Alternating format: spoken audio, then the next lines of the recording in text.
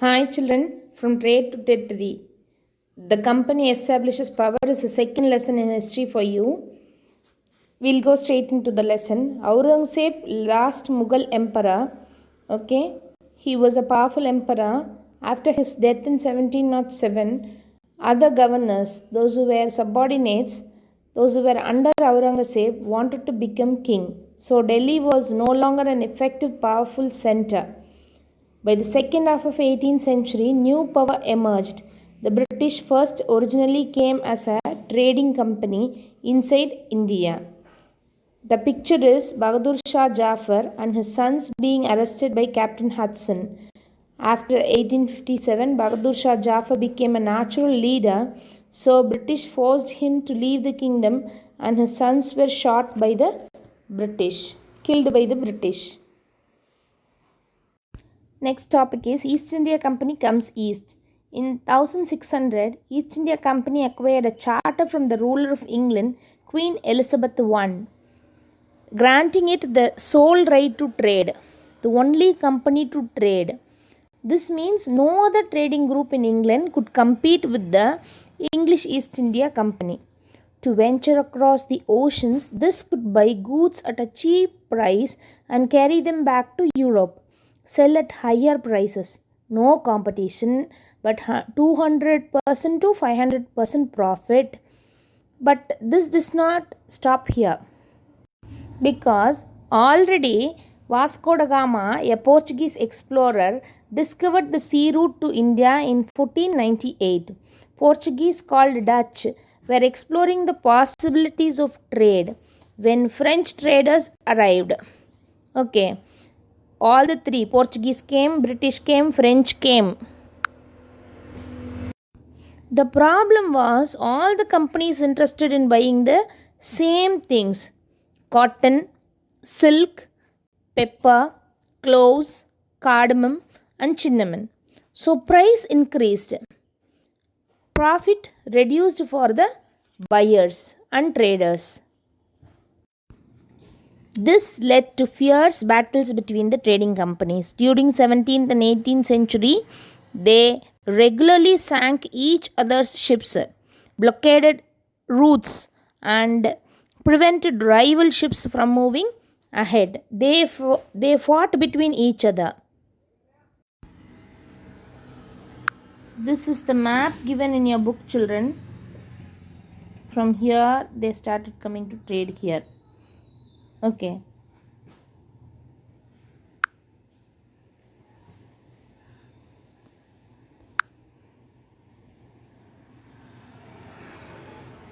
And they came through this way only. Cape. East India Company begins trade in Bengal. First English factory was set up in banks of river Hooghly in 1651. Companies, traders were called factors. Merchants and traders to settle near the factory. The company called the merchants and traders to settle near the factory. In 1696, fort was built. Okay. Later, it plucked the Mughal rulers' power and gave power to Jamindars. Right, Jamindars were given right over three villages. They were ruling three villages. Jamindars are the head for the three villages. It also forced Mughal Emperor Aurangzeb to issue farman. Farman means a royal order. Okay, but this farman is how it is working is this farman is granting the company the right to trade duty free. This led to enormous loss of revenue for Bengal. As I said earlier, revenue means something if you give. If a person is working, his wages is given. Okay, the wages is a revenue for the person. Same way, when you rent a house, okay, the rent given by the housekeeper is called the revenue. The same way, the duty was the revenue which is paid as a tax to the Bengal people, and this led to enormous loss of revenue for Bengal. Next is how trade led to battles. Murshid Quli Khan was the ruler and he was followed by Alivardi Khan. He ruled. After Alivardi Khan, Siraj Daula ruled the country. The powerful rulers, Siraj Daula is a powerful ruler. Even the British is afraid of Siraj Daula. They led to Battle of Plassey. Okay. After Siraj Daula came, he said, why they are not paying the tax? We have to collect tax from them. If they are not giving, I'll fight with them and collect the tax. In that condition, he came for a battle.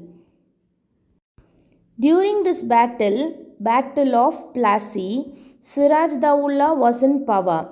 The Nawab marched with 30,000 soldiers to English factory at Kazim Bazar, captured the company officials, locked the warehouse, disarmed all Englishmen, and blockaded English ships. After hearing this, from Madras, Robert Clive was the Governor General in Madras Company. So he sent soldiers to fight with Siraj Daula and they took this Jafar. Okay, Jafar is a person who is the black sheep in Siraj Daula's kingdom. He indirectly supported British and he didn't even fight against the opponent, I mean the British. He got money from them. They said, Jafar, we will give you some post for you. You need not fight with us, they said. And this Jafar, he was in Siraj Daula's soldiers list and he didn't fight against British. So they failed in Battle of Plassey.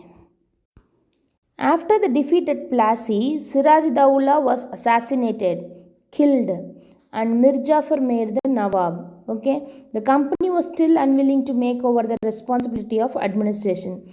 Its prime objective was the expansion of trade. Okay, since Mir Jafar was the British helper, he started to establish the company and trade only, but he didn't worry about anything else. Mir Jafar came to power and he started opposing British. British people, what they did is they took Mir Jafar and they appointed Mir Qasim. And Mir Qasim also came for battle, fought at Boxer, okay, and driven out of Bengal. Mir Qasim also was in 1764, he was thrown out of Bengal. Mir Jafar was reinstalled. Again, Mir Jafar was reinstalled. The Nawab had to pay 5 lakh every month, but the company wanted more money to finance its wars. Okay, since battle happened, the company need more money to fight against them. But the Mir Jafar Nawab paid 5 lakh every month to the company. Usually those who are having company only will have to pay for us. But here it is happening vice versa. Okay, the Nawab is paying to the company. Meet the demands of the trade and its other expenses. It wanted more territories and more revenue. The company wanted more territories and more revenue. Jafar died in 1765. The mood of the company had changed. Having failed to work with puppet Nawabs. Puppet means the doll which is dancing in the hands of somebody else. Okay, if you raise the thread, the doll will raise. Okay, if you put down the thread, the doll will come down. So this Jafar was declared as puppet Nawab. Finally, in 1765, the Mughal emperor appointed the company as the Diwan of the provinces of Bengal.